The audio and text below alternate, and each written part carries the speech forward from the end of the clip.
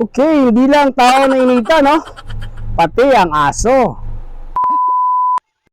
Okay, Chopper, ayan na ang iyong ice cream.